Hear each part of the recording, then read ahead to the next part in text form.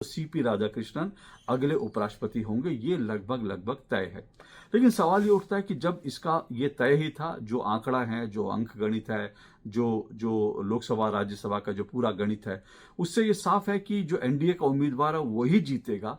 तो फिर ये हारी हुई बाजी विपक्ष क्यों लड़ रहा है, इसको समझना जरूरी है।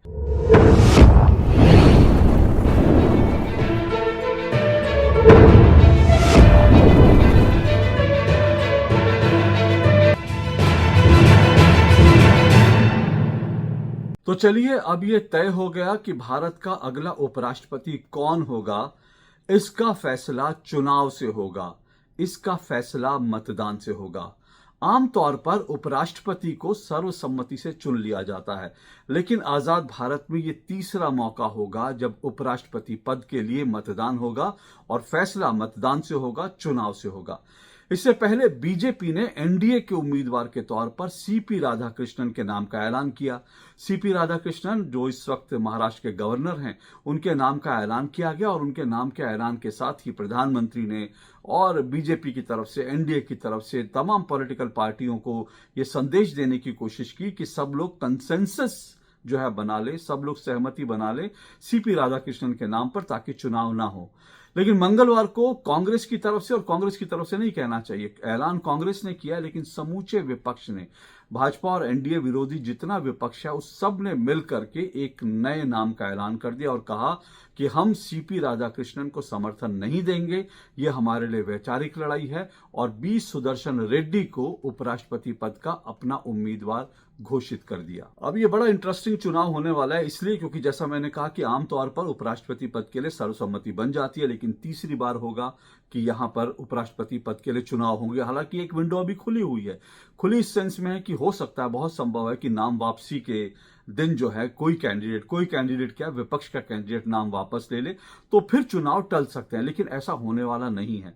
जिस मजबूती के साथ और जिस तरह से कन्विक्शन के साथ कांग्रेस ने और मल्लिकार्जुन खड़गे ने और विपक्ष ने अपने उम्मीदवार का ऐलान किया है, उससे इस बात की संभावना बिल्कुल नहीं है कि भारत का 15वां उपराष्ट्रपति दरअसल सर्वसम्मति से चुना जाए। तो चुनाव तो होंगे, चुनाव होने तय हैं। 9 सितंबर को मतदान होगा और 9 सितंबर को यह पता चल जाएगा कि भारत के अगले उपराष्ट्रपति कौन होंगे।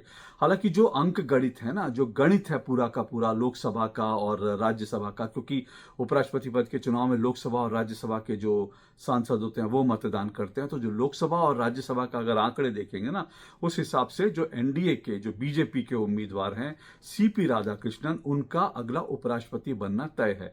क्योंकि इस चुनाव को जीतने के लिए 391-92 वोटों की जरूरत पड़ती है, और अगर एनडीए की बात करें, बीजेपी और उसके सहयोगियों की बात करें, तो उनके पास जो है वो 420 या उससे ज्यादा, बल्कि कह सकते हैं 421 से लेकर 427 तक उनके पास वोट हैं। तो 421 से 427 तक वोट हैं, 391-92 जीत के लिए चाहिए। तो इस हिसाब से एनडीए का पलड़ा भारी है और एनडीए का जो उम्मीदवार है उसका जीतना लगभग लगभग तय है। तो सीपी राधाकृष्णन अगले उपराष्ट्रपति होंगे, ये लगभग लगभग तय है। लेकिन सवाल ये उठता है कि जब इसका ये तय ही था, जो आंकड़ा है, जो अंक गणित है, जो जो लोकसभा राज्यसभा का जो पूरा गणित है, उससे ये साफ है कि जो एनडीए का उम्मीदवार है वही जीतेगा। तो फिर ये हारी हुई बाजी विपक्ष क्यों लड़ रहा है, इसको समझना जरूरी है। 2 कारणों से ये हारी हुई बाजी विपक्ष लड़ रहा है। पहला कारण तो ये है कि विपक्ष जो है, जो कांग्रेस और तृणमूल कांग्रेस और दूसरी तरफ अगर आम आदमी पार्टी, यानी सभी पॉलिटिकल पार्टियों ने मिलकर के जो है ये बी सुदर्शन रेड्डी के नाम पर सहमति जताई है। तो एक तो पूरा विपक्ष जो है इस बहाने अपनी एकता दिखाना चाहता है, वो दिखा रहे हैं कि हम एक हैं, बीजेपी के खिलाफ हम एक हैं। क्योंकि इससे पहले अगर आप देखें तो कई मुद्दों पर जो है, जो विपक्षी खेमा है, इंडी गठबंधन है, कई मुद्दों पर उनमें अलग अलग पार्टियों में अलग अलग जो है मत रहे हैं। जैसे अडानी अंबानी के मुद्दे पर जो है एनसीपी और तृणमूल कांग्रेस जो है वो कांग्रेस से अलग हो जाते हैं। फिर उसके बाद जो है अगर आम आदमी पार्टी की बात करो, आम आदमी पार्टी जो है वो कहती है कि हम इंडी गठबंधन का हिस्सा ही नहीं है। इस तरह के कई, राहुल गांधी को प्रोजेक्ट करने के मुद्दे पर तृणमूल कांग्रेस और ममता बनर्जी अलग हो जाते हैं, वो उनको नेता मानने से इनकार कर देते हैं। तो इस तरह के कई विरोधाभास हैं जो विपक्ष को एक नहीं करते। लेकिन यहां पर एक नाम पर सारा विपक्ष एक हो गया। तो एक तो विपक्ष कोशिश कर रहा है अपनी एकजुटता दिखाने की, अपनी एकजुटता दिखाकर विपक्ष की कोशिश ये भी है कि वो आंध्र प्रदेश में किसकी सरकार है? आंध्र प्रदेश में चंद्रबाबू नायडू मुख्यमंत्री हैं और वो एनडीए के हिस्से हैं। तो जो बी सुदर्शन रेड्डी हैं वो आंध्र प्रदेश के हैं और राधा कृष्णन जो है तमिलनाडु के हैं। तो ये जो है लड़ाई एक तरह से कुछ लोग कह रहे हैं दक्षिण बनाम दक्षिण की है, लेकिन इसको समझना चाहिए दक्षिण में भी कई राज्यों के बीच जो है खेमेबंदी करने की कोशिश है। तो जो बी सुदर्शन रेड्डी को विपक्ष ने उम्मीदवार बनाया, उनको लग रहा है कि आंध्र प्रदेश का जो है ये कह के कि आंध्र के प्राइड हैं बी सुदर्शन रेड्डी, ऐसा कहकर वो एनडीए में फूट डालने की कोशिश कर सकते हैं।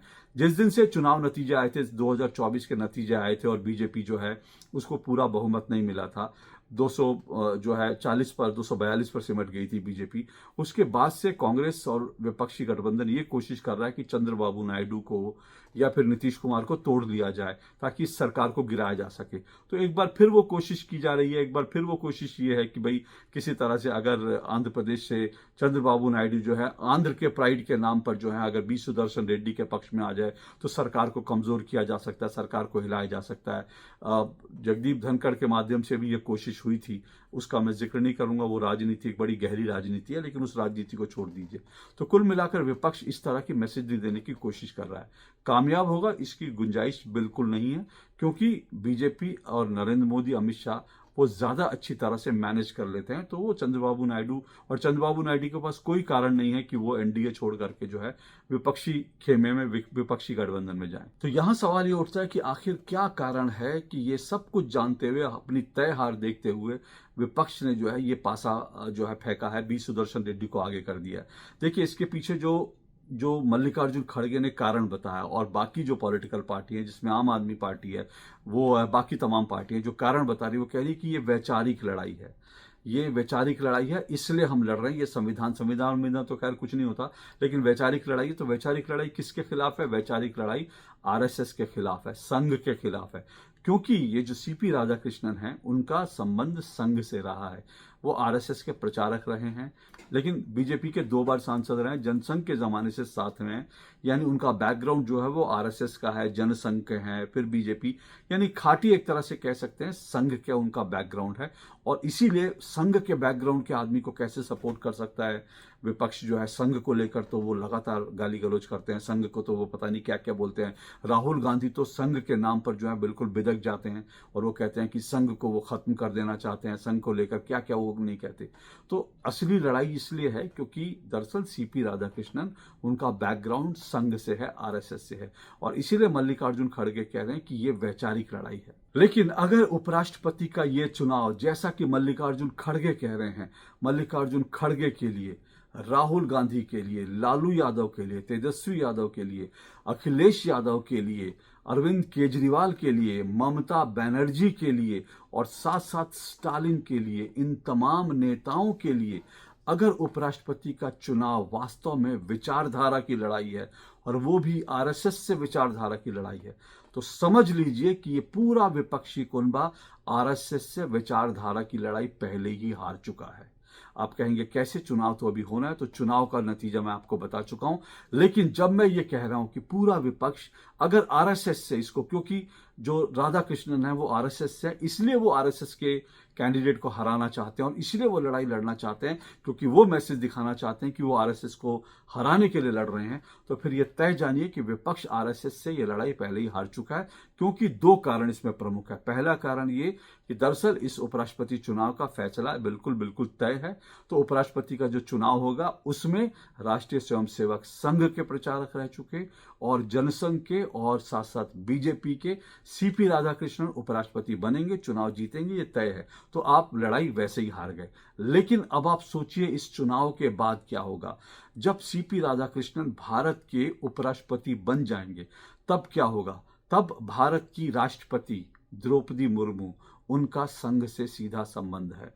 भारत के उपराष्ट्रपति सीपी राधाकृष्णन जो होंगे वो संघी हैं, आरएसएस के हैं। भारत के प्रधानमंत्री नरेंद्र मोदी वो आरएसएस के हैं, स्वयंसेवक हैं, संघी हैं। भारत के रक्षा मंत्री राजनाथ सिंह वो आरएसएस के हैं, वो संघी हैं। भारत के गृह मंत्री अमित शाह वो आरएसएस के हैं, वो संघी हैं। तो देश की 5 प्रमुख शक्तियां, देश के जो 5 प्रमुख पद हैं, देश की जो 5 प्रमुख टॉप मोस्ट पोस्ट हैं, उन पर आरएसएस के राष्ट्रीय स्वयंसेवक संघ के स्वयंसेवक उन पर विराजमान हो जाएंगे। ये चुनाव होते ही 9 तारीख का फैसला आते ही देश के 5 बड़े पदों पर आरएसएस के स्वयंसेवक पदासीन होंगे। तो फिर लड़ाई तो आप ऐसे ही हार गए। आप आरएसएस को हराना चाहते थे, लेकिन आरएसएस से आप हार गए। इतिहास में, देश का इतिहास इस बात को याद करेगा कि ऐसा मौका, वो भी तब जबकि संघ के 100 साल पूरे हो रहे हैं। ये साल संघ का, अक्टूबर से संघ का 100वां साल होगा, तो संघ को, राष्ट्रीय स्वयंसेवक संघ को 100 साल पूरे हो जाएंगे।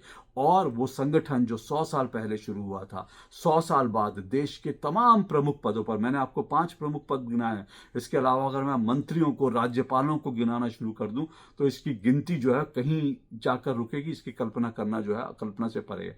तो इतनी बड़ी संख्या हो जाएगी। लेकिन देश की 5 प्रमुख पदों पर, जो डिसीजन मेकिंग जो पद हैं, जो देश को चलाते हैं, उन तमाम 5 प्रमुख पदों पर अगर संघ के स्वयंसेवक विराजमान है संघ के 100वें वर्ष में, तो खड़गे जी, संघ से विचारधारा की लड़ाई आप हार गए हैं। राहुल गांधी जी, संघ ने आपको जो है हरा दिया है। चाहे उसके बाद ममता बनर्जी हो, लालू यादव हो, अखिलेश यादव हो, या फिर जो है अरविंद केजरीवाल हो, संघ की आइडियोलॉजी के सामने सब हार चुके हैं। अगर नहीं हारे होते तो फिर ऐसा नहीं होता कि संघ का एक स्वयंसेवक तीसरी बार चुनाव जीतता। और अब जो देश की तस्वीर है, 5 प्रमुख पदों पर संघ के स्वयंसेवक विराजमान है। तो संघ को आप हराने आए थे, लेकिन सच तो ये है कि आप संघ से हार चुके हैं। और इस लड़ाई में आप संघ से, आरएसएस से हारकर पहले ही बाहर हो चुके हैं। आज के लिए इतना ही। नमस्कार।